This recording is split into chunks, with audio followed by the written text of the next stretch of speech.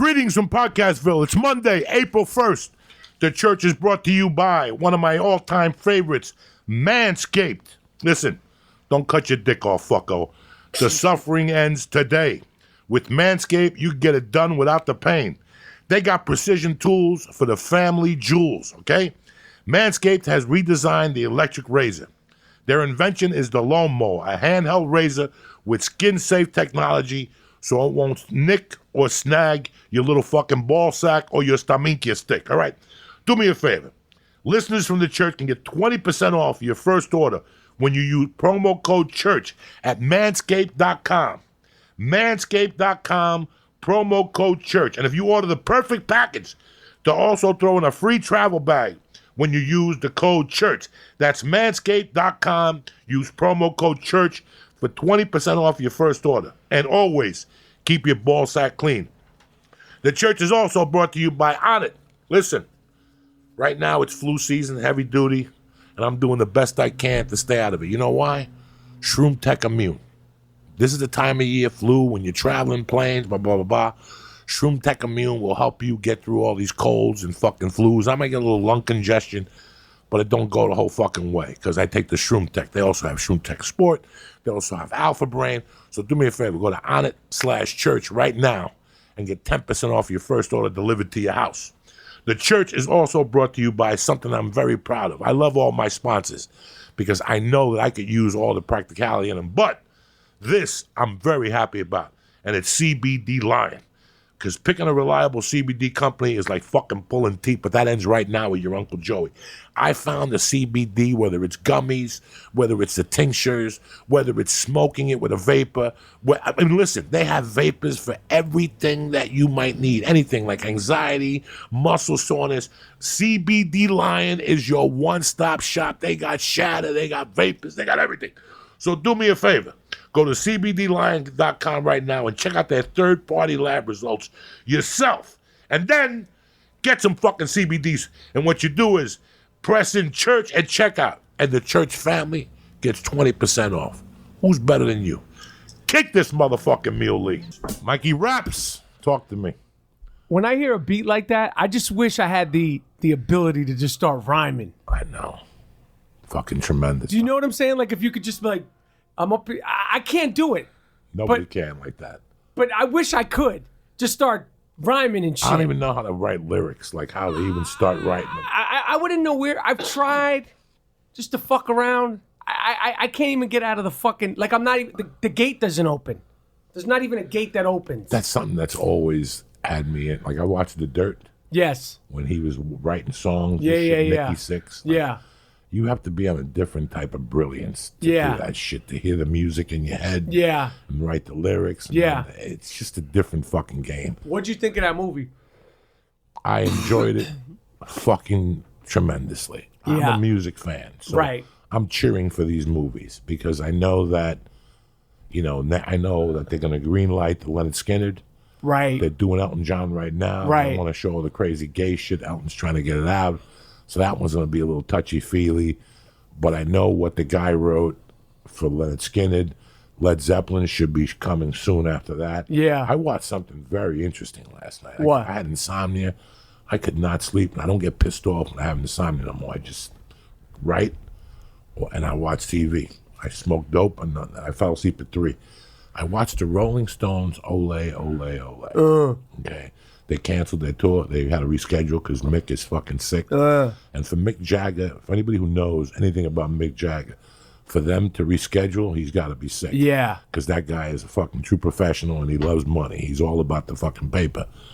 But I watched Ole, Ole, Ole, and it was very interesting. It was the South American tour leading up to Cuba. How they had to sneak into Cuba. What year was this? This is 2 years ago. A year ago. I didn't see this one. The Stones did Cuba, and my cousins opened up for them. Oh, my cousin's shit. band in Cuba opened up for them.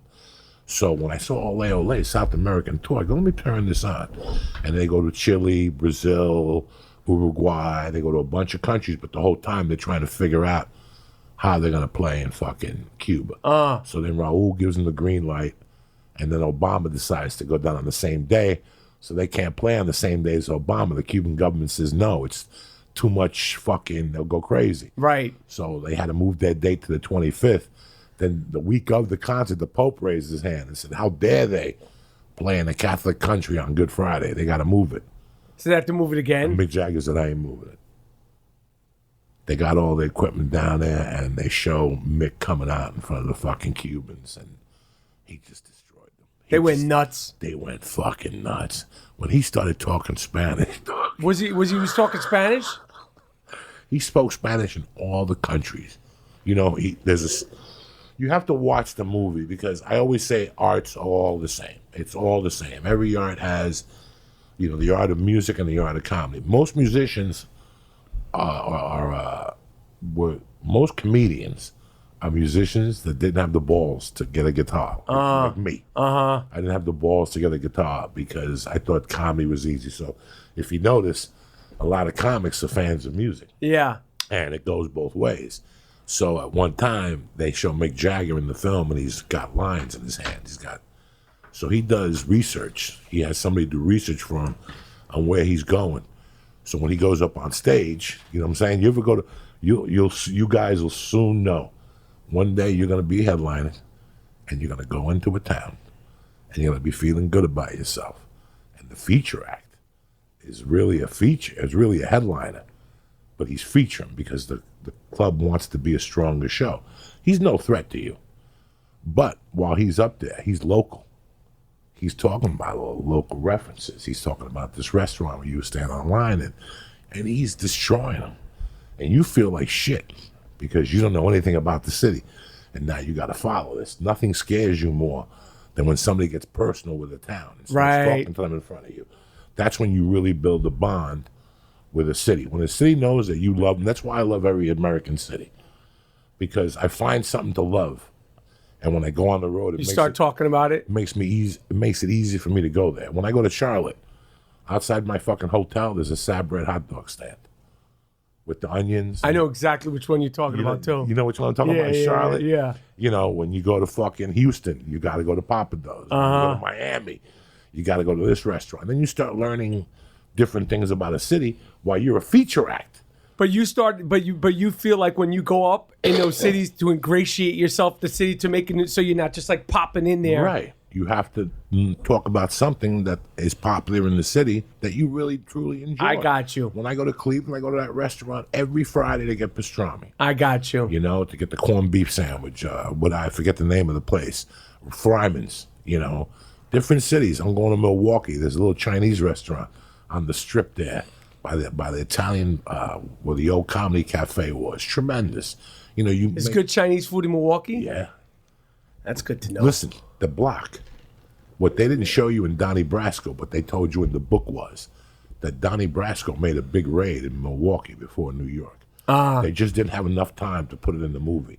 He got the Ballesteros out of Milwaukee or one of Minneapolis. It's a mafia family that makes money on vending machines. Vending machine mafia family. Before he busted the guys in New York, he went to Milwaukee. So the first time I went to Milwaukee in '99, those guys were getting out of jail. Oh shit! And the club is right across the street from an Italian neighborhood. They have a little. They got Italian neighborhood up there? Yeah, it's a block. It's a block. So it goes this way, and Chinatown goes this way. Their version of. It's like 2 blocks down, Chinese, right? Like 3 or 4 different Chinese restaurants and a little diner. But that Italian block had a deli. That the ones you walk in, they smell like cheese. And they had meatball parms for $2. What? I mean, nice ones. 1999. You know what I'm saying? You're a starving comic. You find the place that has $2 meatball sandwich. A meatball fucking parm for $2. $2, not bad. 3 meatballs. It's a lot better than fucking Subway.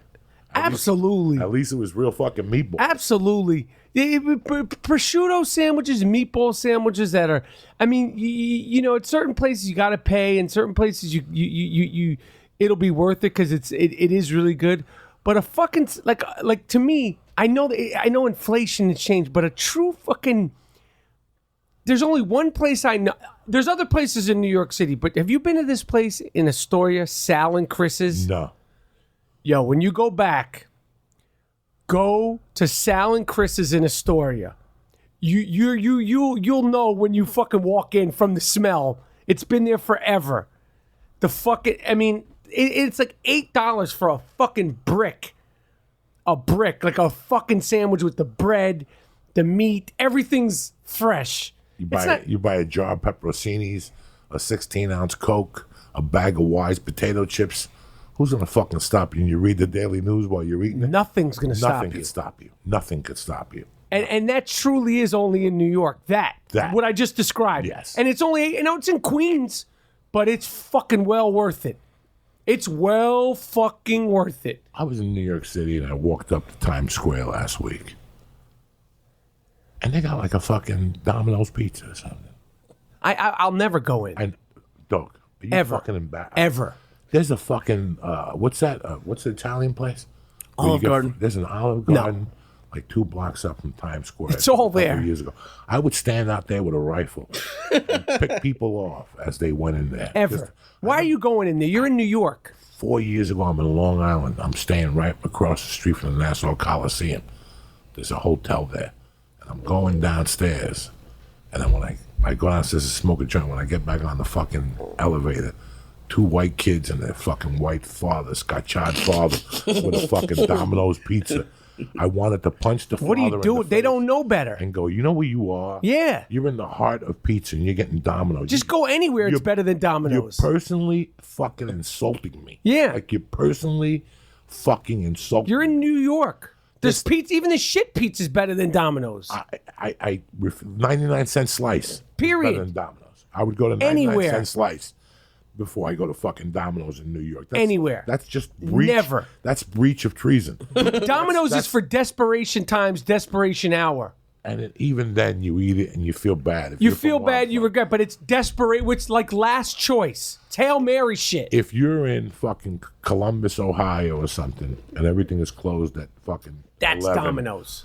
and you're starving after a show. And it's quick. The quickest. Quick, they deliver. You give the guy an extra 10 because you don't give a fuck. He brought it to your room at 1:45. Right to the room. That's the one time I ate it. I got a thin cheese, and I ate half of it, and I threw the other half out, and then I went back in the garbage and took it back out. You got him.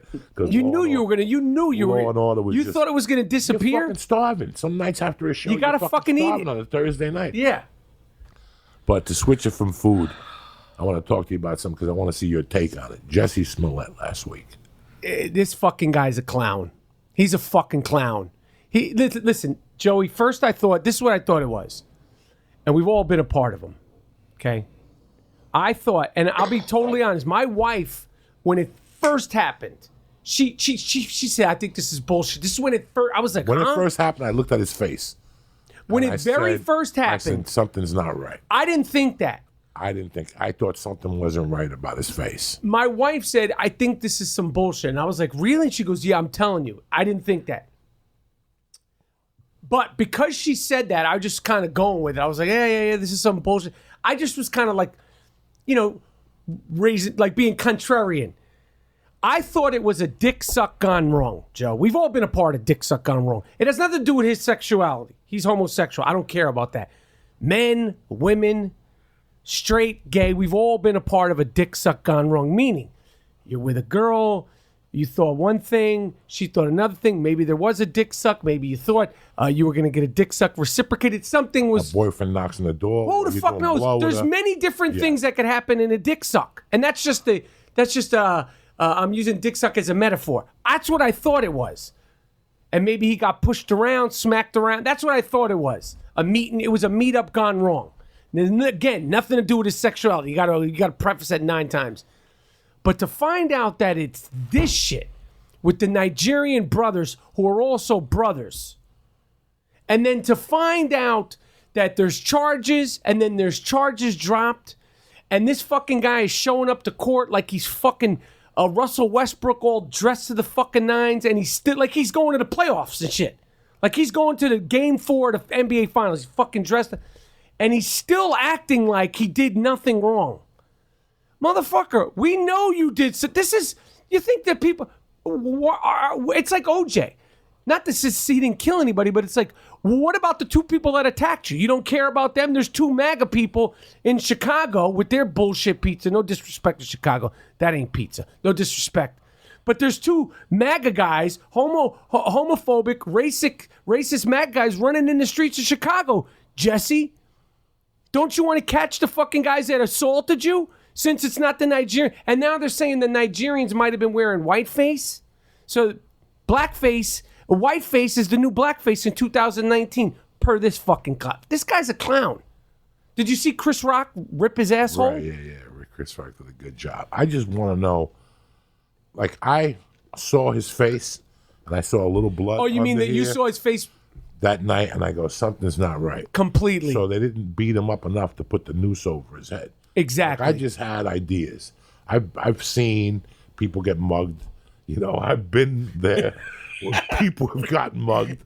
I see the people, the animals I've been with, and I've even had to look at them and go, Jesus Christ. You know, okay, let's take all that shit out. But I knew something. Then when 2 days, I didn't pay much attention to it. I don't pay it that much I've been attention. on it from the beginning. Then 2 or 3 days later, I found out he didn't give him the phone. Now I knew something was wrong. I didn't know what it was. I'm not going to sit here and tell you I know what he did, but I know this is not right. Well, there's incriminating pictures and there's whatever. I know if I get beat up and the cops want my phone, I give them the phone just to see what the phone calls have been made. And the cops are going to find out anyway. Joe, let me be transparent about something. You noticed I was 5 minutes late when I got here? I was supposed to be at 11:30. Yeah. Got here at 11:35. I had to take a shit. Okay? Now, I have ulcerative colitis. I think we talked about this on my podcast. I have no problem shitting in public. If I have to go, I got to go. Ulcerative colitis, look it up. I'm not going to describe my disease. But if I have to go, I have to go. I don't know your neighborhood good where we shoot the show here. Okay? I'm driving around.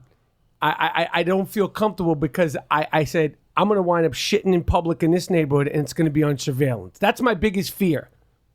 Now, of course, I would love to find a bathroom, a Denny's, the car wash where I never... I drove around looking to shit in public, find a corner, an alley, but I didn't feel comfortable because I kept seeing the cameras and all that stuff. Now, I'm not going to... I have a 3-point system. I go against the wall. I use my car. So the 3-point system is I can only be seen from 1, 2, or 3 because I back myself into a corner against the wall. If I have to shit in public, I couldn't find a place... You have toilet paper in your car prepared? Oh, I got it all. A McDonald bag? No, because I shit right on the street. I loved it.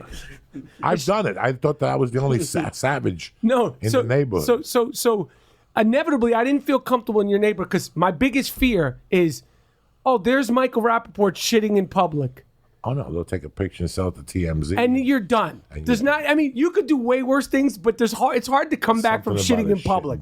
Yeah. Like you're a fucking dog. So I found the car wash, a little car wash up the street. I went and bought a water, did my business, came in here. I was 5 minutes late. I pride myself on being early because I had parked down the street before and then I realized I had to shit. I said, I don't think there's a bathroom in Joe's spot and I don't want to blow up Joe's spot. The point is Joe, is anywhere in the world, okay, we're in the valley here. This is a residential neighborhood. If I'm concerned about being caught on videotape for shitting in public, and I know I could have been caught on videotape for shitting in public. There's no videotape downtown Chicago in the middle of fucking... Do people know where he got this happen? This is downtown Chicago. This isn't some fucking discreet suburban neighborhood. This is in the middle of fucking Chicago. There's no videotape of anything except for one photo of 2 guys covered. There's no videotape of it. And the whole time... when he's walking to his house, from his house, they're kicking him, they're beating him, putting a noose, bleach. There's no videotape of it, no surveillance video, and I can't take a shit on the way to do the church of what's happening now. Get the fuck out of here. And also, like you said, if you and Lee jumped me right now, and you're kicking me and beating me and all this shit, and on top of that, you put a fucking noose on my neck, that's a fight for your life. That ain't just a little, yo, give me your wallet. To actually get a noose on someone's neck, you 2 guys, that's a fight for my fucking life. I'm not going to have just a little scratch. And he said they were kicking him in his back. Let me see your back. Let me see the fucking boot wounds. It's bullshit. Did they ever come explain why? Weren't the brothers on the show with him, and didn't he pay them with a check? Yeah. Did any of that ever come out? This thing, they're saying over, and the police listen. The police are furious. The police and the mayor, yeah. DA. FBI is gonna get him, and if he's lucky, if that fucking kid is in Chicago and he's in a 25 mile per hour speeding zone, he goes 26, he's getting arrested. He's not welcome in Chicago ever again. He better be careful in Chicago, because he made fucking everybody look like a fucking asshole. Now, I heard that he's friends with Obama's assistant. Apparently, that's and how he got. Obama's assistant made the call. Apparently, that's what happened. I'm not mad because, hey, you know what? The brothers got to win every once in a while, too. They I get agree. shafted up the ass constantly. You got to give a win to But the it's brothers. an irresponsible fucking thing to. I mean, and how sick are you? Like, you're on a TV show. You've never done anything before. This is like the best first job ever. Like, as starting a career as an actor, you're a young, openly gay, good-looking kid, black kid on a successful show. You're not going to ask for a better start to a career to be a supporting character on Empire. How much more fame do you need, like, right now? Like, and he said, I'm the gay Tupac. Get the fuck out of here with this shit. Everybody's a freedom fighter. Everybody's, fucking... Get the fuck out of here. Mike, do you realize where we live and how you and I grew up compared to where we live?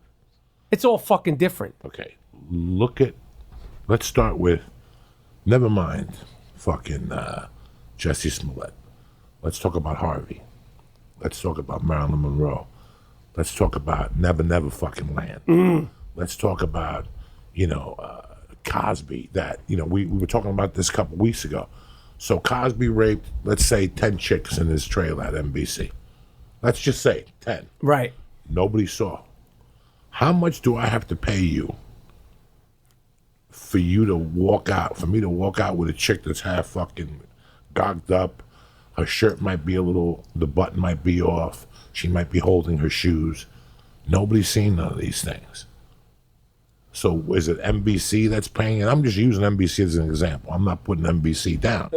Somebody had to see something in 20 fucking years. Absolutely. Okay, somebody saw something, somebody knew something. Harvey Weinstein.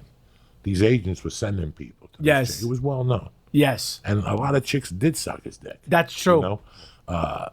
This Never Never Land. This fucking guy. Which I saw you comment about on Twitter, and I made my comments about. But again, everybody's blaming the parents in Never Never Land. You've never lived in Hollywood. You've never been caught up in Hollywood. Yeah. Who else? There are people that don't make $65,000 a year in this country. Right. They're short of that by 40 grand, 50 grand a fucking year compared to what this kid's making an episode. Yeah. Only in Hollywood would your thinking take you that place. Yeah, absolutely. Okay, I'm not. Now, he's a fucking junkie, too. Is that, yeah. Let's get this out of the way. Yeah. So when you add drugs to the mix, you're not thinking the same. I give him all these benefits of doubts that when you're doing drugs, he was saying he was doing a lot of ecstasy and he was copping ecstasy from the 2 Nigerians and all this shit. It's like when you do coke the next day, it's tough to do stand-up.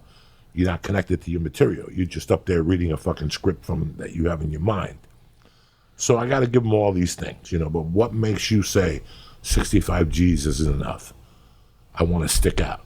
Right. It's not, I'm not gay enough. I'm not black enough. Right. I need to stick out. So even more. These are all things that are associated with the lifestyle that's surrounding us Yeah. right now. This is what surrounds us. You could go nuts from this shit. I will tell you this honestly. I dealt with criminals for 20 years that I have more faith in than the people I'm surrounded with today.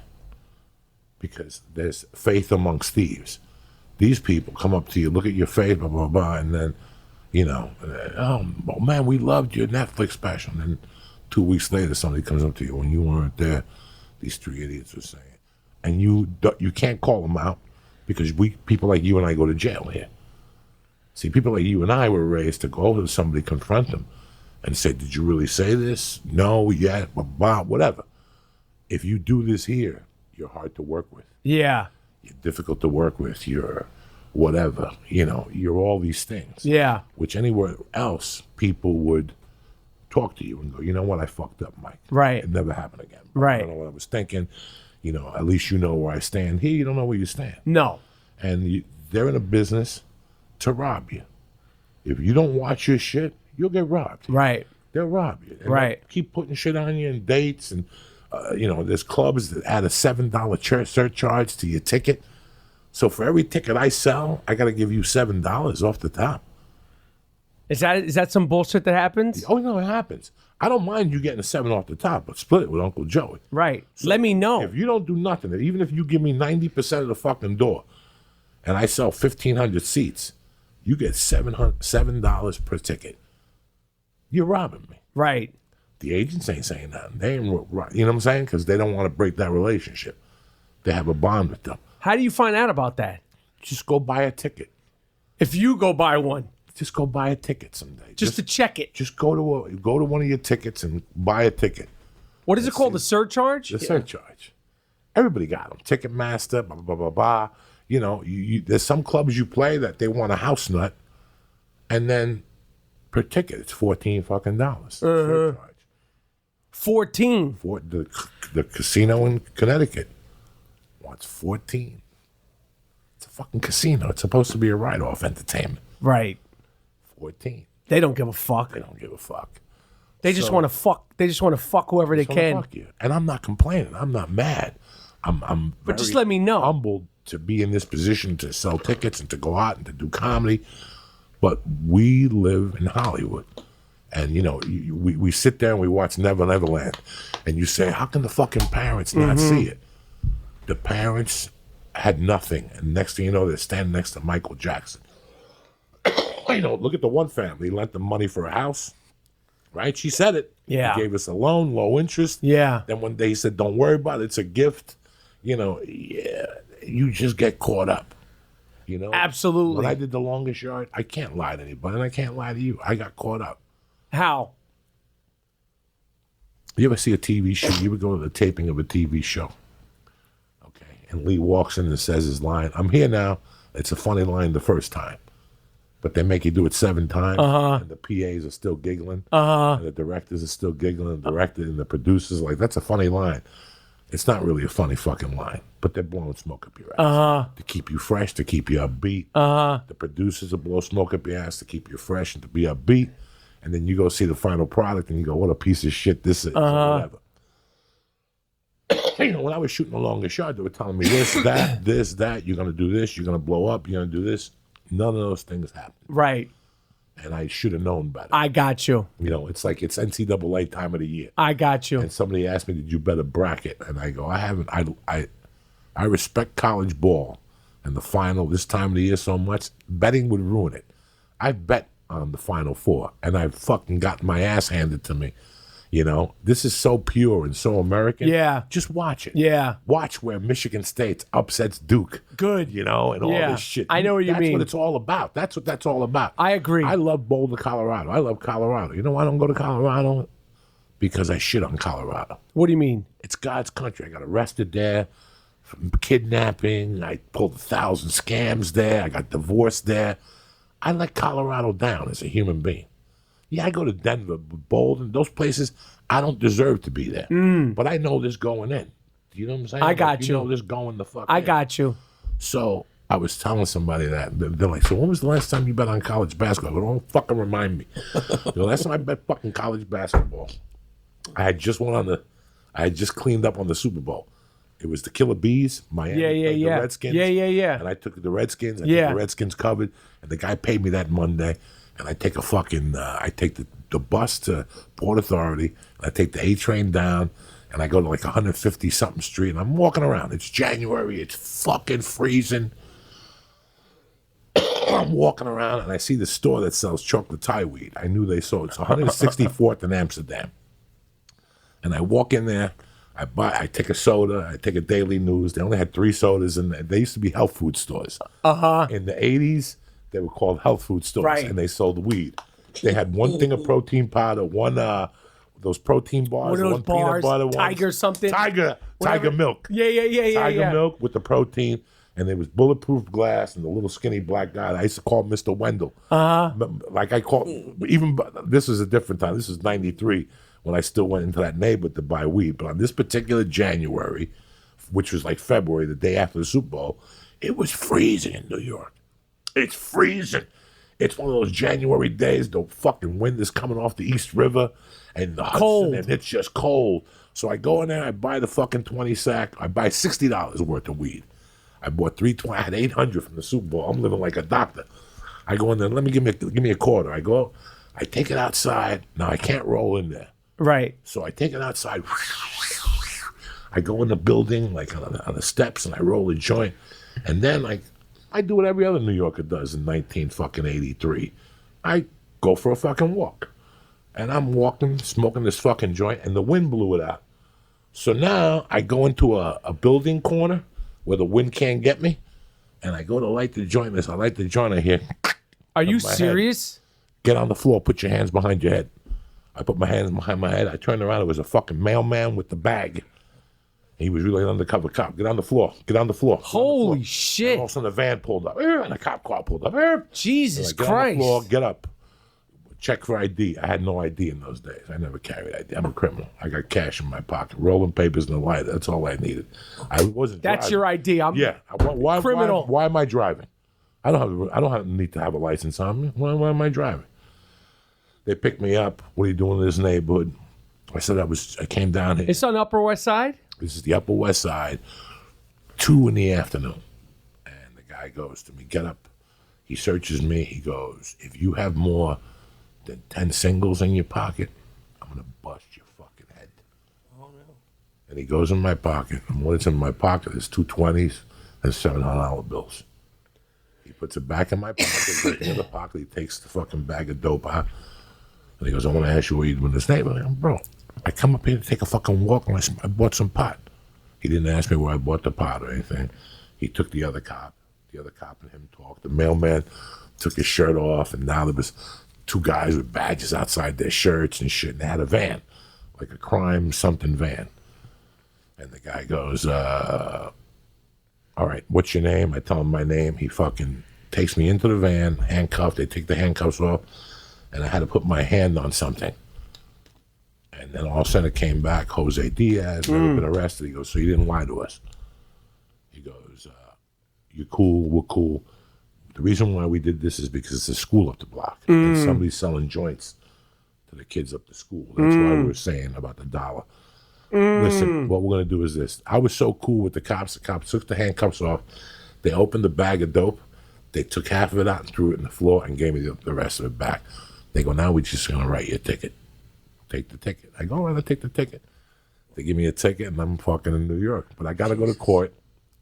Guess what night I got to go to court? NCAA Finals. Oh, shit. It's Houston against fucking North Carolina Are you State. serious? Valvano? Houston's given 9 in the paper, but the line goes up to 9.5. So I love Houston. And I got, in that December, I went to buy Pat Benatar tickets at the fucking Giant Stadium, and I heard a commotion, and I turn around, and it's North Carolina State with Jim Valvano. Yeah. They were walking through there, and I go, what the fuck? And that wasn't a sign. Like, that should have been my sign. But I didn't let it. I went with the national public, and I go, Houston's going to slaughter them. So I take like 300. I call the bookmaker, and I got to go to court that night. New York had 6 o'clock court. 6 o'clock court. The night of the NCAA Finals. I get the letter in the mail. You got to go to court at 6 o'clock. And you get there at 6. You could, there's 80 people on the fucking docket. You're not watching the game. And there's no DVR. There's no sports phone. 35 cents for the first 3 minutes.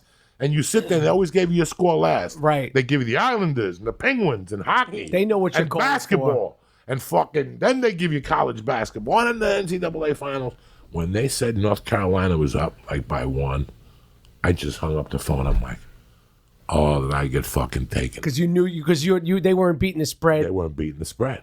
And I remember getting out of there for the second half with like 8 minutes left and just running to a bar down by the court, down That's on 21st crazy. Street, whatever, 22nd, where I had to go. And I caught a fucking beating. And I'll never forget that I owed the bookie so much fucking money. Like I was borrowing the bar we hung out at. There was a loan shark upstairs. His name was George, and I would borrow money from him, but I would borrow from him for Lee. Right. So I would borrow $500. Right. It's not for me. Lee got his girlfriend pregnant. He's embarrassed to ask you.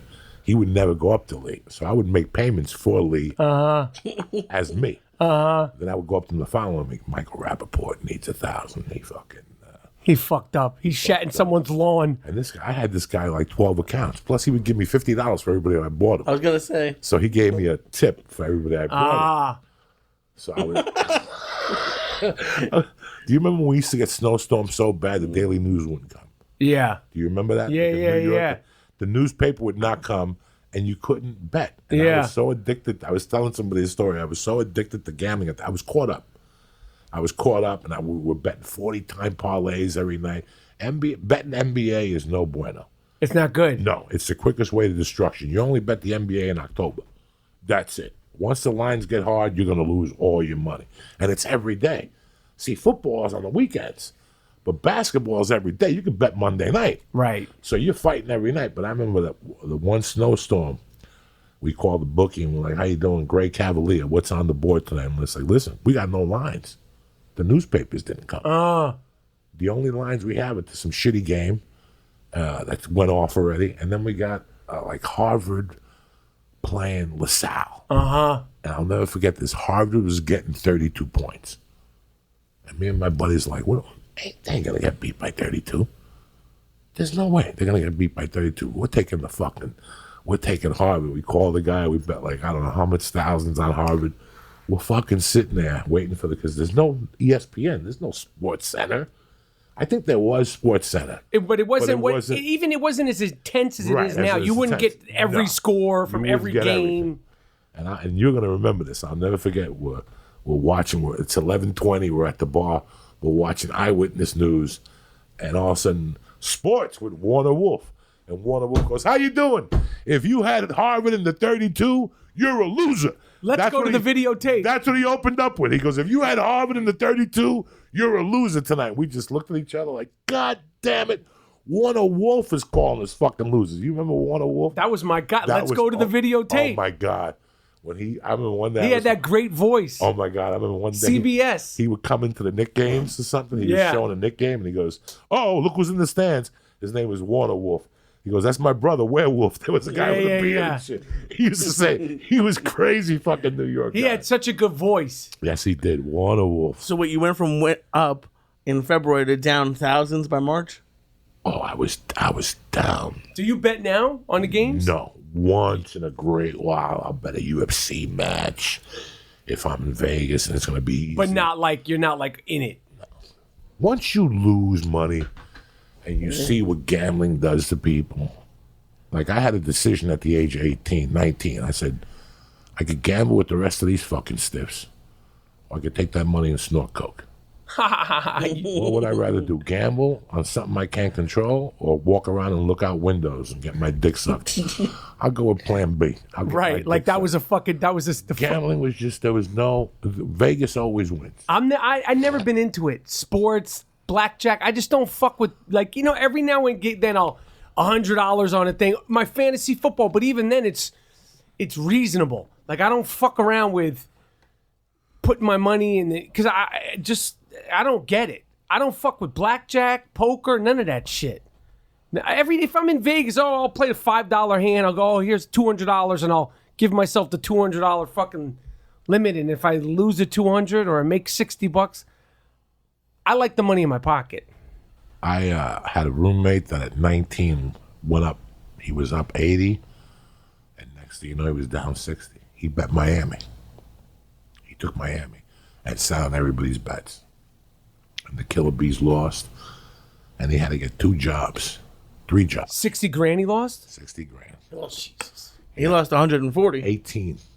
18 years old, 19 years old. So he had to work at his father's deli from 6 in the morning to 2 or 3, and then he'd pump gas from 4 to 12.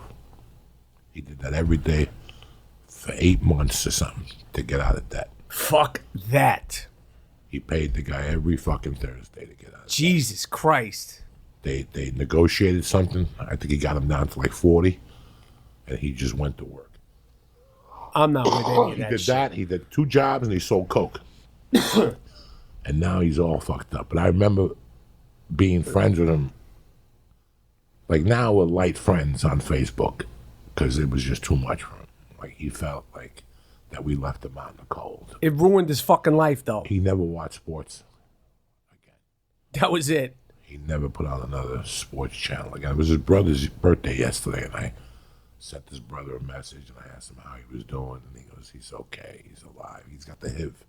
Fuck. After that, he even got into junk and shit, like Babanya. He got that gambling fucked him up at 19. That was like a wake-up call. Fuck that shit. He never came back. He never recovered. I like the money in my fucking pockets, Joe. No, I don't. You know who else was a degenerate gambler? My mother. Really? Baseball. The Boston Red Sox and those fucking Mets. Took it to the cleaners. She was betting Boston when they were losing. She was in love with the Red Sox and the Mets. Fuck that And shit. then when that shit wasn't good enough, then you got to go to OTB. Right. And then when OTB, and then by the time my mother died, my mother was getting home at 1 every night, 2:30, because she'd go to Yonkers. When you go to Yonkers for the night races, that's your warning that you're a degenerate piece of fucking shit. Do they still go on? Yonkers? They do comedy at Yonkers Raceway. There's no horses up there? Yonkers, yeah.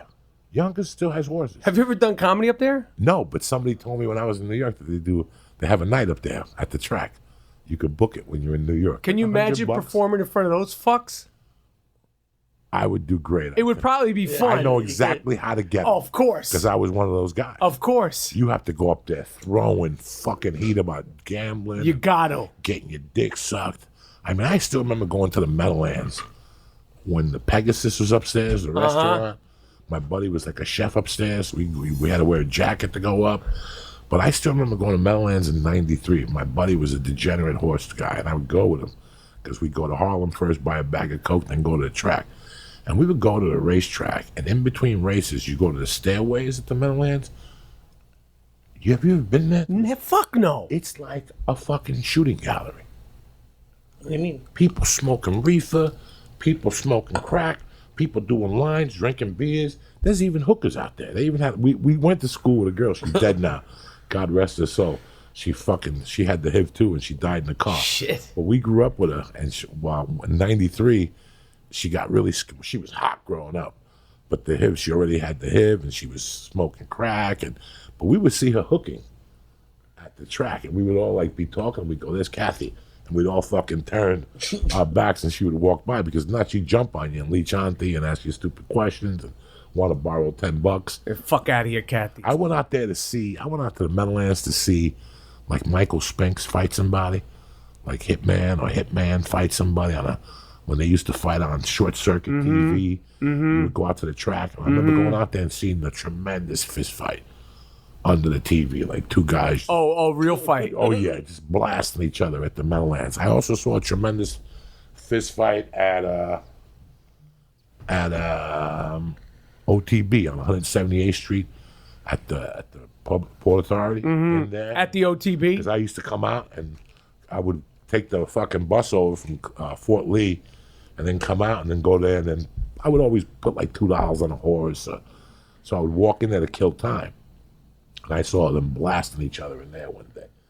Two degenerate fucking gamblers just blasting each other. You know, it's one thing to bet on baseball, basketball, football, but to bet on horses to me is even it's even way out there. Like, how the fuck do you know how that horse is feeling? How do you know? I don't understand that shit. Like when people put big money on horse betting, that's crazy to me. It's a dirty business. When I was growing up, we realized that you had to bet on a horse that was getting shot with I forget the name of the steroid. If a horse bleeds from his nose, he's good to go. They have to give him a shot to stop the bleeding.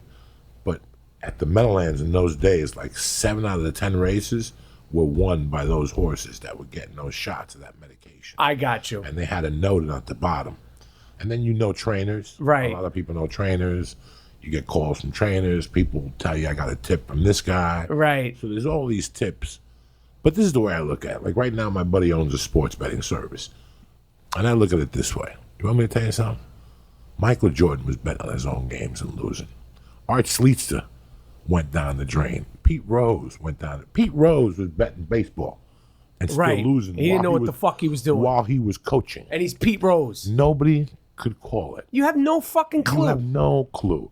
That's why when somebody calls you and says they go 9 for 10, fuck out of here. It's impossible, guys. Fuck it outta might here. happen one time. Yeah, it might happen two. I'm not. It saying might even happen three, two. but then you're gonna get hands and knees right up the fucking keister. That kid that got hooked on betting. Let me tell you how he got hooked on betting. He was hanging out with us.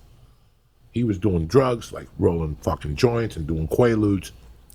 And one night he goes, "Hey, Puerto Rican kid, I loved him with all my heart." He goes, "Hey, what the fuck is it that you guys always talk about?" And we're like, "What are you talking about?" He goes, "You guys always talking about gambling. How do you get into this shit?" And I told him about lines, like all of us were at a bar, and we told him about lines and how you bet. And he goes, maybe I'll put a bet in this weekend. So that Sunday, I was living with him. He was my roommate. And he goes, let's call Mr. H and put a bet in. And we fucking called Mr. H. He put in 100-time parlay. Do you understand me? What does that mean? That means the two teams got to win. I think it pays like a 10-team, a 2-team, a 5-time parlay is 70 to lose 30. 140 to lose 60. Is it, so they go up like that. Yeah. He bet $100-time parlay. Jesus. So he was going to win some dough. That was his first bet ever. He goes, I'm looking to make some money. I go, then bet a parlay, which years later I found out is a sucker's bet. It's a sucker's bet. You have to take one team and bet all you got on it. If you take, let's say in college football, if you bet the number one team the whole season, you're going to be 8-2. Right. You're going to have 6 net winners. Right. If you bet 200, you're going to make 1,200, and then you retire for the fucking year. Sit the fuck down. That's how smart gambling is. Right. They want you to bet parlays. They love teasers. They love when you, I'm going to an 8-time teaser. Good luck. Good luck when you give the other team 10 points, because there's teasers that you got to pick 3 teams, but you could also delegate 10 points. So if I'm giving you 1, now I'm getting 9. You know what I'm saying? Like, they're so fucking weird. All that shit I don't like. So That's how they fuck you. He bet the parlay. The first game he had won outright. And the second game, it was Pittsburgh against Seattle. And Pittsburgh was winning at the end of the first quarter, 27. He bet Pittsburgh. He bet Seattle. Pittsburgh was beating them 27-0 at the end of the first quarter, and we all passed out. You know, Seattle came back and beat him 28-27, and he won that parlay. Jesus. My friend's dad called him and said, if you want to pick up the money, you pick it up tonight. So that Sunday we went down there. We picked up the money, and he goes, I want to go to the fanciest restaurant we could go to.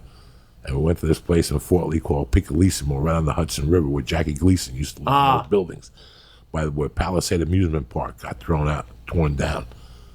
And he fucking went. I'll never forget it. This place had lobster fra Diablo, and he fucking put his finger. Who's that, Joe? That was a comedy store. He ate the lobster, and he ran out of water, and he drank the finger bowl. He had never been in a fancy restaurant. You know what before. the fuck he's doing? He took the finger bowl and he drank it. Everybody looked at him at the table. But that's how they hooked him. You know, they give you a hook. When you gamble, they give you a hook first. They let you win a couple times. It's not them. It's the universe. It always happens. It's the universe. And that's how you get hooked. That's how you get hooked. You think you figure it out. And now you figured it out. And once you got it figured out, that's when they get you. Fuck. And it's a slow process. And then in 93, when I got divorced, I ended up going to work for a sports betting service in Boulder. Guys out of Long Island, Stu Feiner and all those guys. The people that AJ Benza used to work for. Yeah. So I went to work for their partner in Boulder. And that's where I learned even more about gambling and the level of the degenerate. It's almost as bad as the junkie. Like business guys, CEO of companies calling you for information, and they've used so much money on their credit cards that now they're using their receptionist credit card so their wives don't find out. It was crazy. It was what I learned then about gambling really shut me down to gambling. Fuck that shit. And that's why I don't, like when we used to do, a couple of years ago, we used to do picks and shit like that, and we lost like 6 weeks in a row, and I go, I don't want to do it. And you know what else I don't like about it? I don't want to encourage people to do it. Because it's a bad habit to get into. And you'll never get out of it. The only way to get out of it is by owing. By losing your house. By losing... Fuck. You know, all those vices, they always get you at the end. I like the fucking little fucking fantasy bets, this, that. But I like it if it's responsible, if it's fun. I don't have that gene to just keep going, keep going. No, I don't have neither. that. Me neither. I didn't have. I like my $200. Oh fuck! I lost $200. I mean, that's me. Yeah, I didn't. Except have for this year in fantasy football, I did win one league and I fucked them real nice. But that's again, there's an end to it. Do you do anything else for adrenaline? Because like I used to gamble, not big money, but a lot. And even when you're up, like you should walk away and you just can't. You're like, oh, I'm up. I'm going to keep going up. Adrenaline in real life? Oh, I mean, is there anything else that you do that, like, because that gave me such a rush that it was hard to walk I got to away. say, stand-up gives you adrenaline. Yeah. I feel the adrenaline with stand-up. And which is a new thing, but I like it I haven't gambled since I started doing stand-up. at all. No. I stopped. He had no choice. He couldn't. I was fucking terrible, win. but- he couldn't win in Sin City. You fucking You could give him a winner. right. You could give him a winner, and he'd fuck it up. You picked the wrong. I never saw anything like it in my life. You could give him a winner, and he would pick something that you're like, why would you pick that?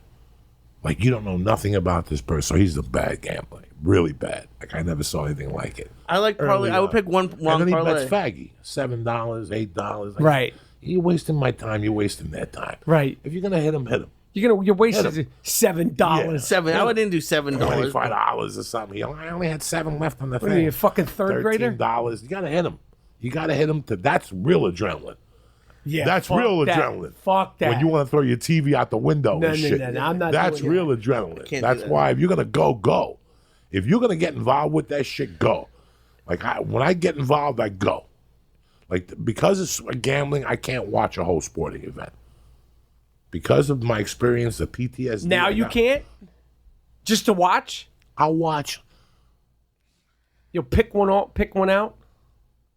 If I got to go to the Comedy Store at 9:30 and there's an NBA game on, I'll watch 6 minutes of it to watch their offense, how they're playing defense. Once I see fucking shit basketball, it's over. Like, it's over. I just switch it. Right. Once I see what I think I'm old school. I like Bob Cousy. I like setups. I like passes. I like one guy that's outstanding, and then that's basketball. I don't like fucking Giacomo Joe shit. Giacomo Joe, just 4 fucking guys running and gunning out of control. The center is driving down. No, that's when I shut it off. I hear you. The NBA to me now, when I watch the NBA, I love the guy you said, Westbrook, because he yells at people. And He's says, just so intense. when he told that kid he told the parents to fucking not touch him, and then he yelled at another fan. I like all that shit. I like, I can't watch the Lakers. I saw you on one of those TV shows Kill him. saying if the Lakers don't go to the playoffs. I think you're right. The Lakers got duped with LeBron James. I think he suckered them. I think he came here just to produce TV shows, and that's it. I agree. He just duped them. But I mean, you can't count. They're them out. unwatchable. Oh no. They're unwatchable. Yeah. They're unwatchable. They need a fucking. They're unwatchable. They need a refurbish. The Lakers are unwatchable even Yeah. with LeBron James. Yeah. Something is not right. Nope. When you watch them, you're like, they're fucking clunky. Yeah. They got to start from scratch. LeBron's got to, LeBron, you're going to stay here. You're the anchor. Everybody else is going. Hondo came up for free agency. Rondo, yeah. He's 180 years old. He got to go too. The only one I like is Kuzma. Who's Kuzma? Kyle Kuzma. He's good. A white guy with a beard? No. He's half black, half Mexican. That's the guy. That's the guy. He's good. Yeah, he's good. Pretty boy. Yeah, he's He could good. play, and he got fucking balls. But they look clunky. yeah, They're and he just fucking he horrible to he watch. kidnapped them the whole season. Yeah, and they're horrible to watch. Horrible to watch. I like the art of basketball. Yeah. I like the art of basketball. I like that guy that's in the paint, and all of a sudden he pops it out to that guy at the baseline, the 3-footer. That shows me Pass the fucking ball. Pass the fucking ball. Move the ball. That's Make what it I wanna easy. see. It's an That's easy why game. I enjoy college basketball. Yeah. At this level, like I told my wife the other night, we're watching Friday.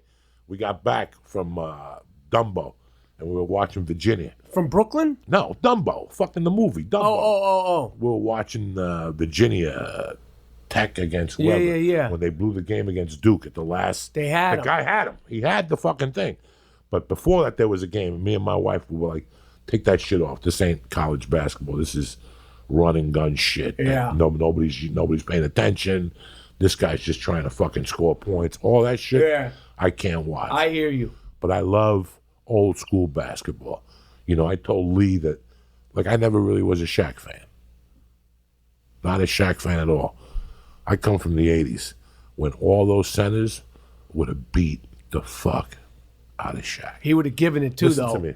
Bro, listen. He went up against Akeem Olajuwon when he was 37 years old. Akeem was already old. And He fucked Shaq. He fucked Shaq up. He fucked Shaq up so much, they swept him in 4 fucking games. Akeem was in a complete different league, and nobody ever saw that. Like, people forgot about that. Like, when I saw that, Shaq was done with me. He was a beat-up old man. He was 7 years old. He did some crazy shit to Shaq. He embarrassed him to the fucking T. And then the next year, they made him a Laker. And it was forgotten about. Well, I didn't forget about that. I never forgot about that.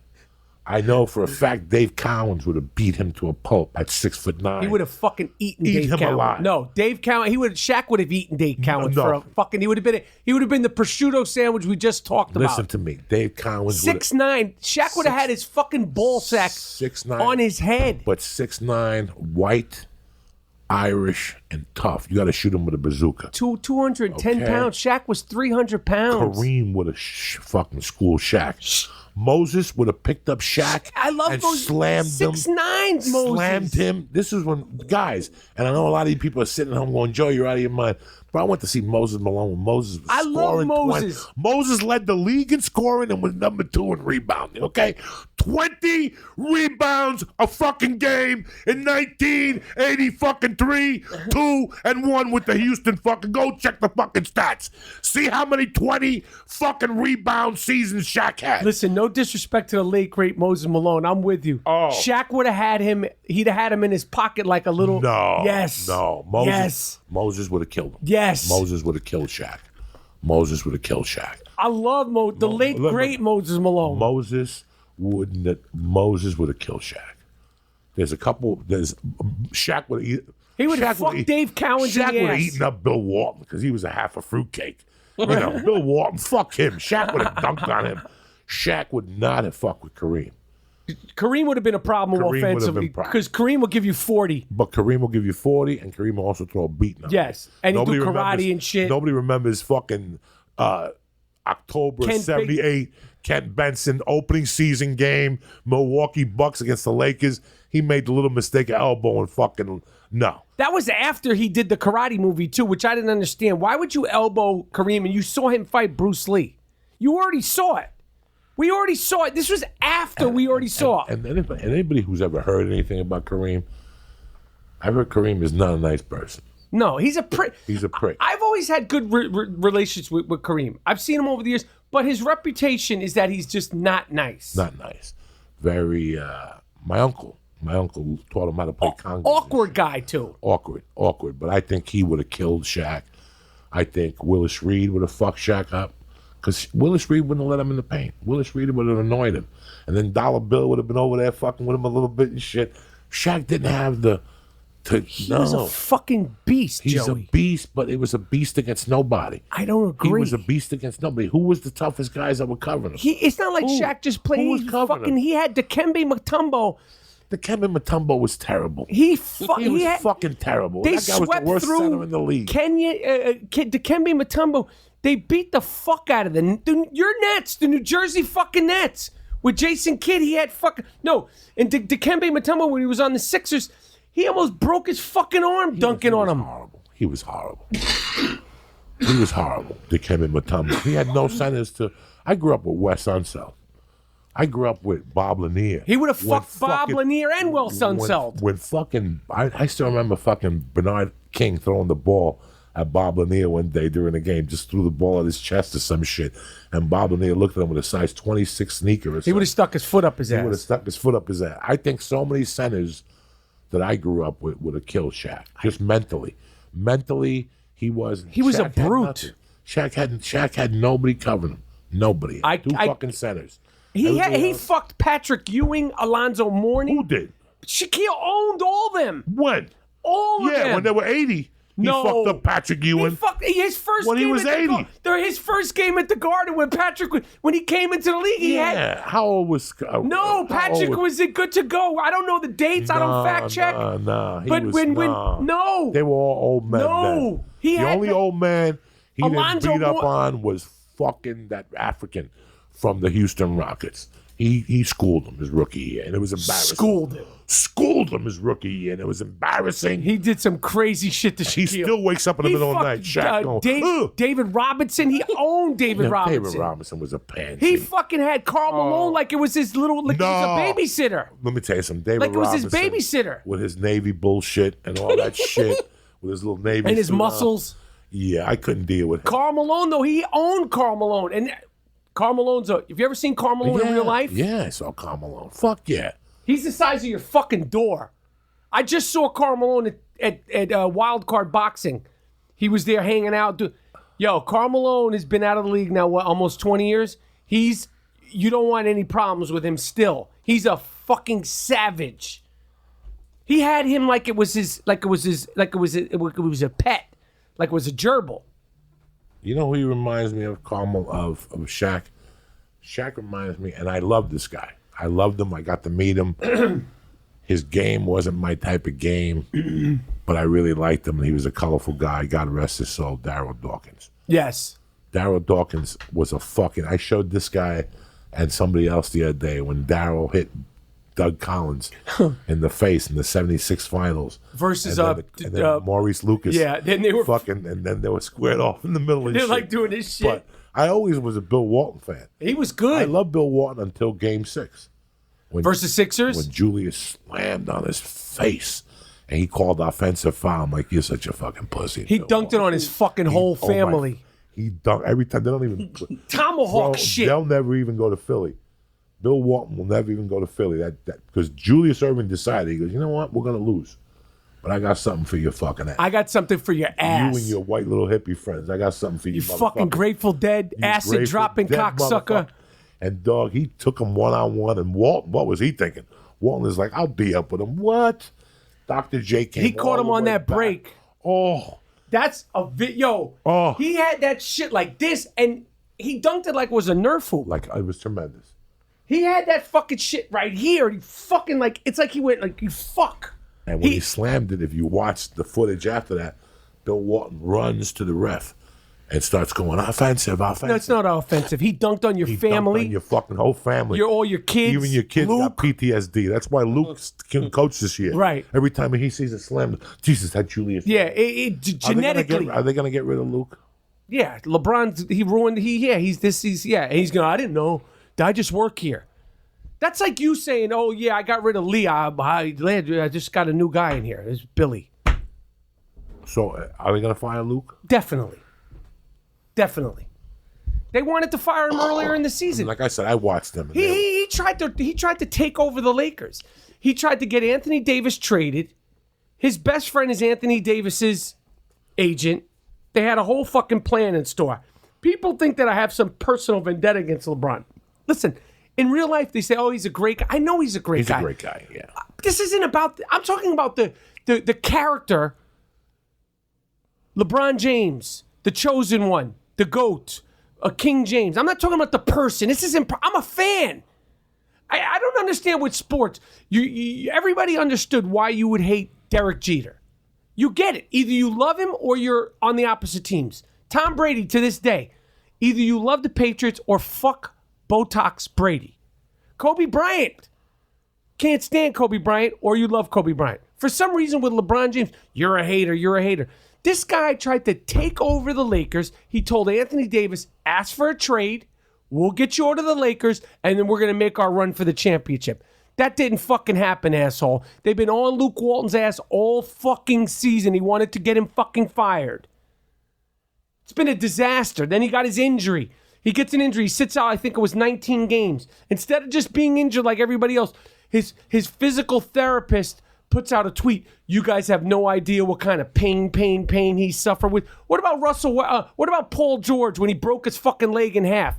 Gordon Hayward from the Celtics. They broke their legs in half. Their physical therapist didn't put out tweet. What kind of suffering do you think that was? Paul George's leg didn't just break. The fucking thing broke in half. His physical therapist didn't put out, and he's just trying to control every fucking narrative, and he claimed he's the GOAT. You're not the fucking GOAT. Get the fuck out of here. You're the GOAT. The fuck out of here. Who's the GOAT? Michael fucking Jordan's the GOAT. Still, Period. Come on, man. You can talk all this shit. Who's your second favorite? My favorite players are this. Michael Jordan. I mean, I hated Michael Jordan when he played. I was a Knicks fan in the 90s. You think I was sitting there celebrating when he was fucking us year after year after year after year after year? I hated that cocksucker. Now, I loved him, and I wasn't blind, and I enjoyed it, and I was there in North Carolina when they beat Jordan. I was a fan of him. And I loved him. I loved it until it became my problem. At a certain point, it became my problem. I loved him when he first got in the league, but when it became a problem where the Knicks were not getting anywhere because of this cocksucker, then it was started to come hate. So I had a period of time like everybody else, like Mike. If I could believe in Mike, I mean, running around the city to get those fucking sneakers like a crazy person. This was a different time. So I can't even say Michael Jordan's one of my favorites. I say he's the greatest player, but my favorite players of all time, if I did my top 5, I would go Julius Erving, Magic Johnson, Isaiah Thomas, Moses Malone, Bernard King. As far as my favorite players of that era. We're in agreement on 3 of those. Yeah, it's Moses, Julius, and who else did you say? Bernard. Bernard King was one of my all-time favorites. I mean, it was lightning in a bottle.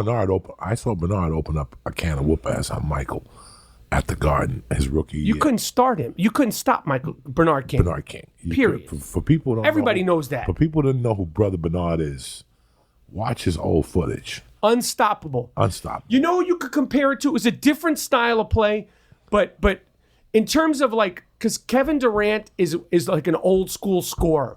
Kevin Durant is like a guy who you're going to get 30 a night. Bernard, you're going to get 30. You might get 50. You might get 60. Yeah. And you might not even, like Bernard, there's no dunks.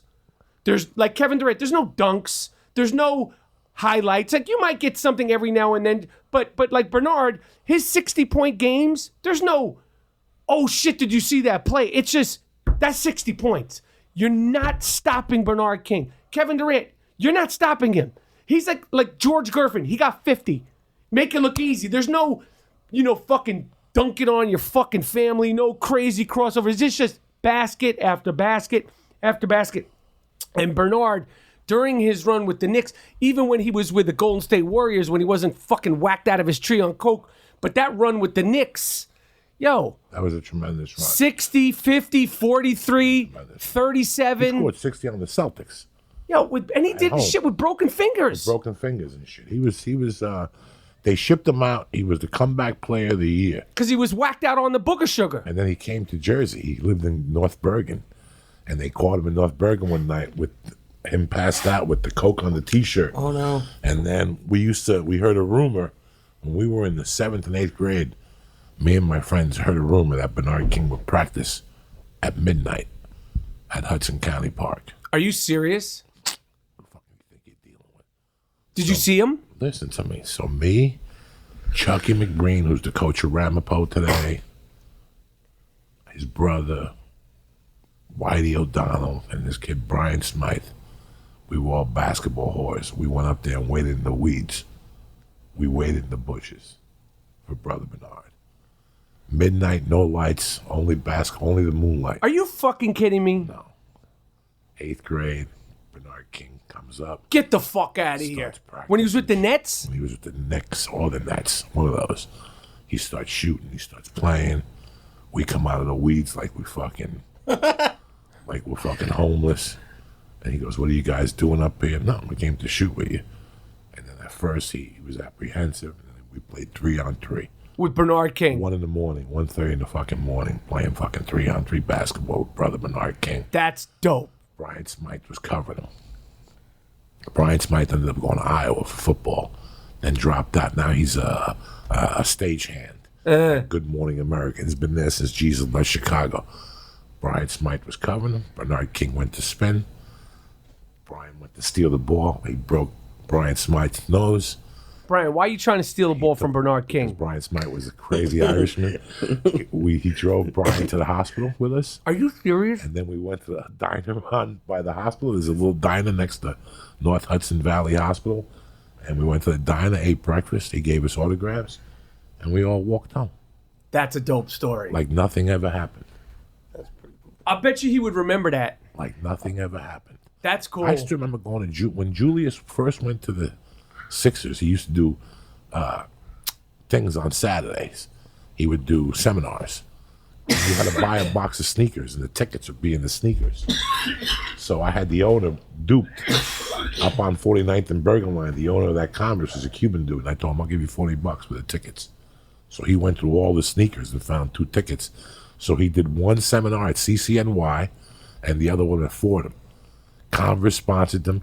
Converse gave you a white T-shirt with red lettering that said Converse. They raffled off the limousines for the feet. I'll never forget us waiting online and Julius pulling up in a 2-door Mercedes-Benz and walking out with a basketball and his son, and he was palming the basketball, and I saw his hands for the first time, and I nearly fucking died. And then he would do like an hour seminar where he would break down his little stutter step, and then he would make you clap, and he would fucking run to the other side and then jump from the foul line and slam dunk, and we would go fucking crazy. We would listen. At that time, if Julius took his dick out, I'd be the first one sucking it.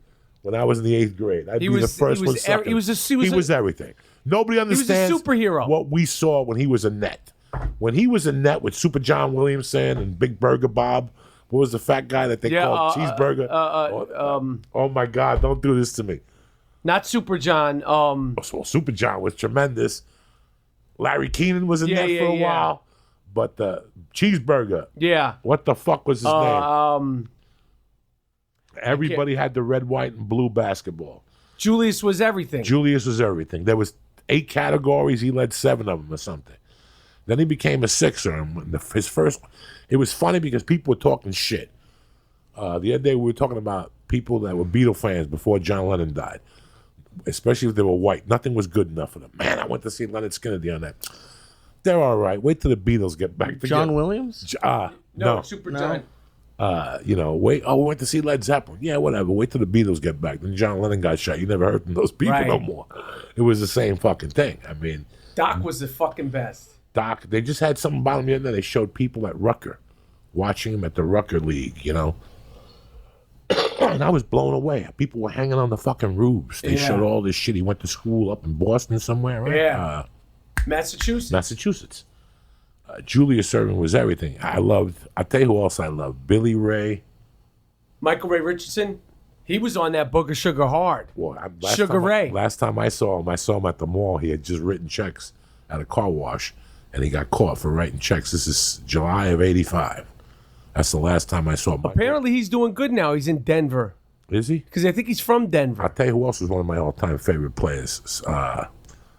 He played for the Seattle Supersonics. Gus? Downtown Freddie Brown. He was good, too. Gus, the Wizard, and his brother. Yeah. Ray passed. Out of the Bronx or whatever they're from. I think from Yonkers. And Gus was his brother up there with that little finger roll and shit up in Seattle. He used to tie his sneakers with the lace behind. I remember I used to see that shit. Fucking, that guy I'm talking about was built like you, Lee. He was built like you. He was like 5 foot. Basketball? He was like 5'9", a little on the chubby side. He would sit at the end of the bench with a brown bag, drinking a beer and shit. Yeah. What was his name? What is it? Downtown Freddie Brown. Well, this the only one I could find is John Williams, and he was nicknamed the Hot Plate. No, that's on him. Okay. The Hot Plate. Nets center in 1975. The Nets center. He had a brother. He also had a brother that played basketball. That's 75. Okay. 74 to 75 or 75 to 76? Let's go 74 to 75. All right. Who was the net center then? Let's find out. Billy Pultz, No, he was a fat fuck too. Willie Sojourner. No. Those are the only two centers I see. Let me try the other season. Who gives a fuck? Don't worry about it. Mike Rapaport, I gotta tell you something, man. You've impressed the shit out of me Appreciate that, Joe. the last couple of fucking years. You really have impressed the shit out of me. You've taken this game by the balls. I'm not fucking around with these people, Joey. You said nothing's gonna stop me. I'm doing a podcast. I yell at people. I'm on. I always see you on that one sports show yelling at the white guy and the black Undisputed. dude. I love when you yell at the I white love dude. those fucking guys. I love them. And now I see you're on stand-up. You know, something that you went to do 20 or 30 years ago and gave it a shot, and then the acting bug caught you. And you like it? I love it. I love the unpredictability of it. I also love the you know, it's a you know, it's a fucking, it's like a jigsaw puzzle, and I love the exchange, the immediate exchange from the crowd, good, bad, or indifferent, and I just love the expression. Like it's your shit. There's no take two. There's no we'll do it again. Like it's an immediate fucking thing. And then, you know, the craft of it and just, you know, like just the whole feeling of doing something that's so immediate. I love it.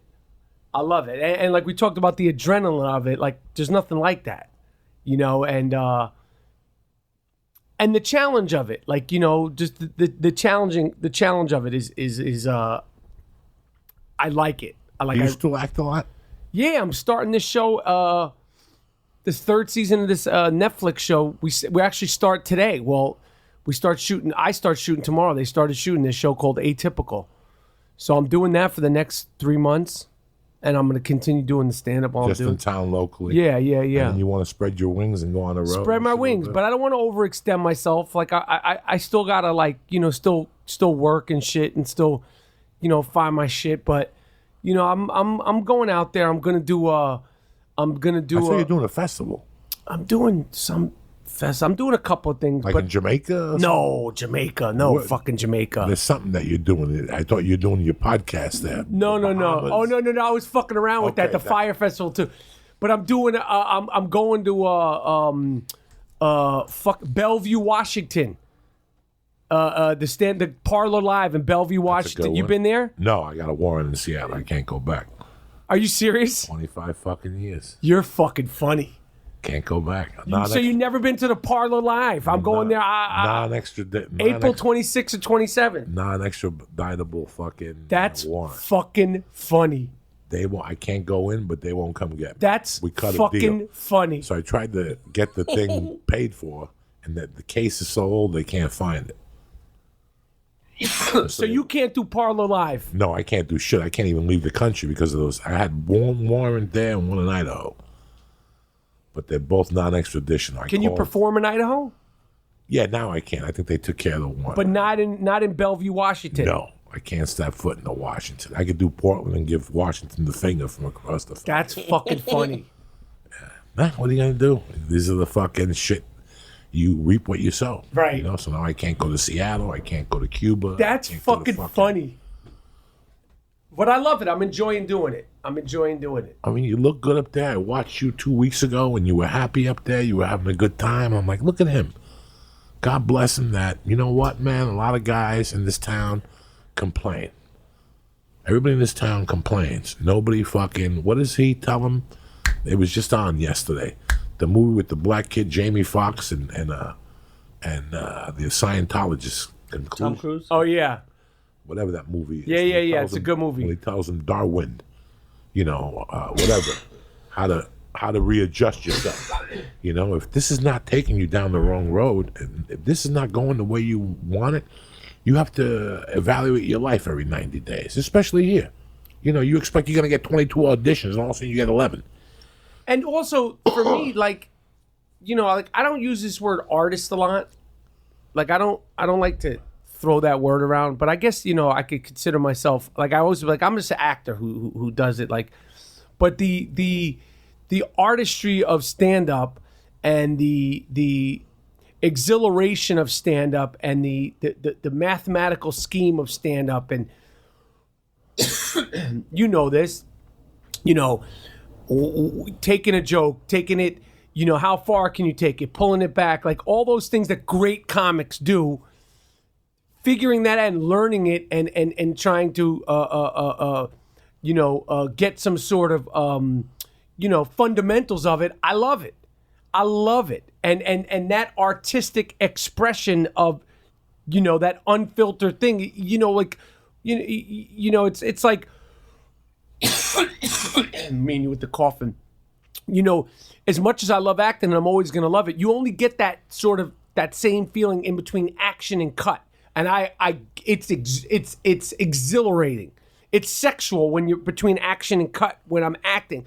But when you're doing it on stage and 20 minutes, 40 minutes, whatever you're doing, it's like that same thing, but it's like extended fucking. Because you get it when you're acting, but takes in, and you do it. But when you're doing it 45 minutes, like there's an exhilaration, and I haven't done it enough. Hopefully I'll never it'll never go away. But like during that time when you're on stage, where there's 10 minutes, 5 minutes, 20 minutes, like there's an excitement you get, right? I mean, do you still have that? Yes. So I think when you don't have the excitement, that's when it's time to quit. Yeah. So I love that. I always talk about that, how I like that feeling walking up to the stage. I don't like it. You don't like it. I don't like it. But once I touch the stage and touch the microphone, the transformation of those internal feelings, what happens when you speak into the mic and all those feelings go away. I get a lot of anxiety. Still. Go on stage, yeah. And that's how I know I love something. That's how I know I'm serious about something. If I don't care about something, what do you care about? Right. Just go up there and talk and take their money and go home. Right. But when you're really concerned about them, I want them to have a good time. I don't want to fuck up. I want to be funny. I want to be able to hit my marks. I want to relax. Right. I want to, the science is to be up there throwing heat. But at the same time, you're so relaxed. Yeah. Like I just did Buffalo a couple weeks ago at the casino, and I was so relaxed while I was on stage. I was hitting all the notes. Everything I had looked at before I went on stage, I was hitting them all proper. I tried new jokes. They worked because of the energy, the excitement. You learn. Stand-up is a fucking long journey like anything else. And I compare it to something like law. Like I like watching attorneys. Not only am I a fan of music, but I love trials. I love watching attorneys paint a picture for you. They're doing a certain form of stand-up. It's a different form of stand-up. So once you find out what your style is, now you could really attack it. Yeah. It's finding out. Yeah. It's finding out. And then after you find out, then you have to let your mind and body develop its own style. Like your first 3 or 4 years, you're imitating 6 or 7 comics. Not imitating, not stealing. No, I know what you mean. You're imitating them. And then the more you do it, the more you come out. It's like when you squeeze that piece of shit out. Right. And the head pops out. Right. You've been eating bread. You haven't been eating fucking oat bran and shit. And it just, you squeeze it, you push and you squeeze it. So I still enjoy the fear. I got you. I love it. The fear. I tell people, before you rob somebody, before you do something really bad, you go deaf. I used to always go deaf. I would hear it. That's why I love The Godfather before he shoots Salazzo, because they take the sound of the train and mix it in with your ears with that. If you're doing something so off kilter, your ears are going to be ringing. It's so off kilter, your adrenaline is pumping so hard, your heart is pumping so high, you start going numb, like when you're going to rob somebody or anything. It could be, the other day somebody described Tyson walking into the ring. That walk, that last thing, you should be going through all these emotions in your system. When those emotions aren't there, it's time to go play tennis. I agree. Where are you going to be in the next month? I'm going to be in Bellevue. April 26th. 27, 26, 26, 27 to Bellevue. I got to tell all the people that Joey can't come up here. They know. At Parlor Live. They know. And then and I got a few other ones, but that's immediate. I can't remember. I don't want to look on my phone. Where can they find you? They can find me anywhere you look on social media at Michael Rapaport, and I got the I Am Rapaport Stereo Podcast, which I love doing. And Joey's been a guest twice, and I love doing that too. And I love doing the Church of What's Happening Right the Fuck Now. And you squashed your beef with Pauly Shore. I saw that. Yeah. How long was that beef for? It was quick. It was a short-lived beef. Oh, it was just a little beef? I thought it was a beef No, in a no, movie no, you guys no, did no, 20 no, years no, ago or no, something. No. Paulie's good. Paulie's a good dude. He's a good dude. Paulie's a good dude. He's a fucking pisser.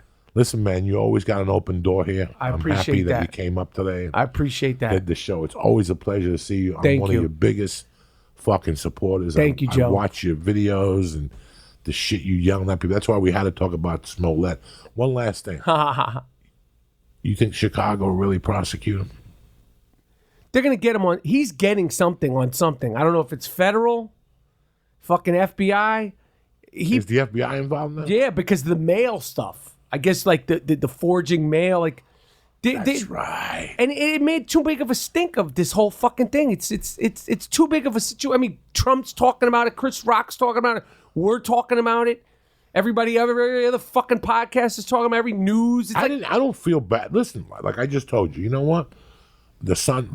Even an old dog gets a warm spot on the sidewalk once in a while. Something happened, he got to go to church. Look at what's going on with Weinstein. You haven't heard nothing. He's playing him like a fiddle. He's playing him like an old school Jew. He's giving him money to keep the trial, keep pushing it back. He's deciding on his legal counsel. That's an old school trick. Yeah. I don't know how I feel about her. I'm not saying fucking give him 20. He's got to get. I just want. He's doing 6 months. You're doing something. He's gonna do. Apologize what the fuck you did. It's just irresponsible. He didn't kill anybody. He didn't hurt anybody. It's just irresponsible. Again, he's a guy that wove somebody's dreams. Listen, I remember being a stand-up and going to a Vanna Chubbuck acting class. And there were girls that when I booked something would say, if you got me a meeting with your agent, I'll do anything for you. So Yeah. can you imagine having a movie? It's just a Hollywood disgust thing. Oh, Harvey was. It's a Hollywood disgust story. Yeah. And rape is very hard to prove. Especially if it's years ago. If he's very smart, he'll get investigators to break balls, because the last thing your girlfriend wants is for me to call all her old boyfriends. Because that's what's going to happen. See, now, when they get this team, they're going to start not harassing. It's an investigator. Hi, we want to talk to you about Michael Rapaport. I'm good friends with Michael. I've known him for 6 years. We worked together on Copland. What happens when that investigator leaves? You're going to call me. I go, listen, the investigator just got over here. What? Mm-hmm. What are you talking about, investigator? And all of a sudden, you're going to start getting more calls. And all of a sudden, that's what drives these women crazy, is to relive that. Mm-hmm. And they have to go back into a trial and relive that moment. And again and again. And that's why he has to hire 2 women. Right. To go at him, to call them cunts, to call them liars, Jesus.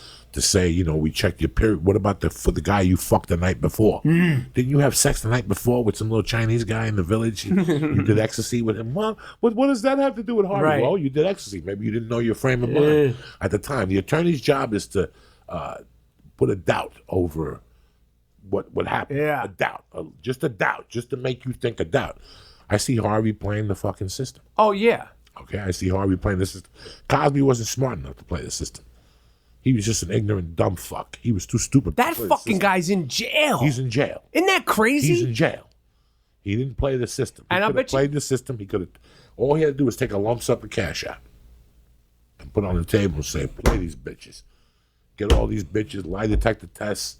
Keep fucking going at them." He just wanted to be Mr. fucking Mr. America. He thought he was going to be cool and smile and crack a joke. It wasn't about that. You got 3 women there. And like I said in the beginning, how many fucking witnesses are really all this shit? I piece everything together. For me to live in this fucking city anymore and this disgust, I have to put all these things together. From Harvey to Jesse, this is what happens when you're here. When you want something that bad that you'll put a noose around your neck and make up a story like that. And you want something bad that you already got. Me, we fuck around. I tell a lie about this. We exaggerate this story. We exaggerate that story.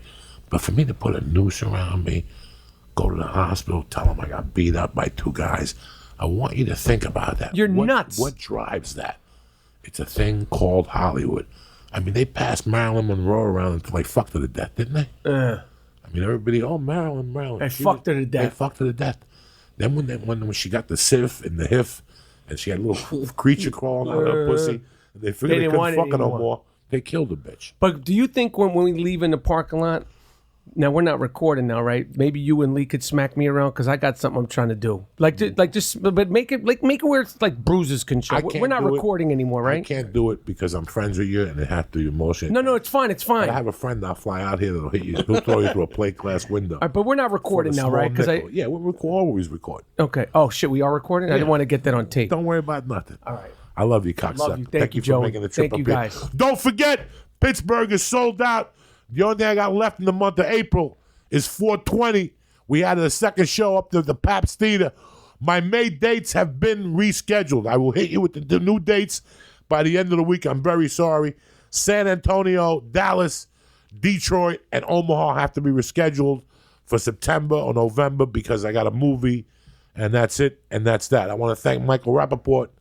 I want to thank the Christ Killer, and I want to thank you motherfuckers for listening, all right? But I also want to thank our sponsors. We got the best sponsors in the world. Starts out with Manscaped. Let me tell you something. Every time my wife trims my balls or around my dick, I'm fucking sweating bullets. Not anymore. You know why? Because Manscaped. Don't cut off your dick, fucko. The suffering ends today. With Manscaped, you get it done without the pain, without the anxiety, without the nerves rattling. They got precision tools for the family jewels, okay? Their invention is the lawnmower, a handheld razor with skin-safe technology so it won't snick or snag your ball sack or cut the staminkia stick or nothing. You got to go easy on what the Lord gave you guys. This bad boy will leave you nice, smooth, clean, and pain-free. Plus, it's rechargeable and easy to hold so you can get it to all those little nooks and crannies.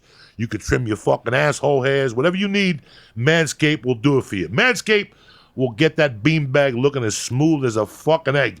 And I'm going to let you on a little secret, all right? If you trim the hedges, the tree looks taller. So what are you waiting for? Trim up that fucking egg roll right now and get your party started. They also have fucking ball wipe. They also have a reviver, a spritz that tones and refreshes your junk to keep it cool. They got the crop preserver, a specially formulated deodorant so your balls won't stick like fucking billy goats. They got the perfect package that comes with the lawnmower and a safety razor plus. This is the time to consider Manscaped right now. It's that time of the year. That's it. It's fucking springtime. You're out there. You don't want your balls. You're meeting new people. You're going on dates. You want your balls to smell like fucking Newark. Fuck no. That's why the church family gets 20% off your first order when you use promo code CHURCH at manscaped.com. And if you order the perfect package, they throw in a beautiful little fucking travel bag. I got one myself. It fits everything. The fucking crop razor, the ball wipe, the fucking reviver. Everything fits in there. So do me a favor. Go to manscaped.com, use promo code CHURCH, and they'll give you 20% off your first order. And don't forget that perfect package because they throw in the free travel bag. Number one, manscaped.com. And always remember, you got to keep the fucking nuts clean, okay? Listen, picking a CBD company is like fucking getting a fucking midget without the hip. I don't fucking know. Lucky for you, we got CBD Lion. They make CBD products from start to finish. CBD Lion has you covered. It comes in a vape with cartridges. It comes in a shatter. It comes in a tincture. It comes in gummies. You cannot fucking lose. I use the tincture 2-3 times a fucking day. I put it under my tongue, 30 seconds, you swallow. Bam! You're a brand new man. Their products are clean, Bobby, and they aren't like the fakes with fake advertising at these fucking little reliable stores you go into. They got shit. They got nothing. Listen, go with a trusted winner, cbdlion.com. And for the church family, I'm going to give you 20% off when you order. Check out with fucking church, CHURCH, and I'm going to give you the best CBD. Everybody asks me, what's the best CBD around? CBD Lion. You know why? Because they back up their shit. So go to CBD Lion right now and put in church at checkout and get 20% off. And as usual, my family over at On It, the best. Whether it's Alpha Brain, Shroom Tech Sport, Shroom Tech Immune, the protein powder. Listen, this is the way to get your body in tip-top shape. The Alpha Brain, if you do a lot of writing, thinking, you're overwhelmed, Alpha Brain is the way to go. What I'm going to do for you today is go to Onnit. Take a look around. I can't help you with the kettlebells or anything else, but I can help you with the supplements. And these supplements you see me, if I was just starting out with Onnit, I'd start with Alpha Brain and Shroom Tech Immune. Just start with those two. Give them a fucking whiz and let me know what you think. If you're not happy with the Alpha Brain, there's a 100% money back guarantee. And guess what? They don't want the product back. That's how much they believe in their product. So go to Onnit.com right now and press in. Church. Boom! And get 10% off your order delivered to your door. Again, I want to thank Manscaped.com. I want to thank Onnit. And I want to thank CBDLion.com. But most importantly, I want to thank you motherfuckers for listening, believing, and supporting us, all right? I'll see you guys Thursday morning. Have a great fucking day and have a great week. Stay black. Kick this fucking muley.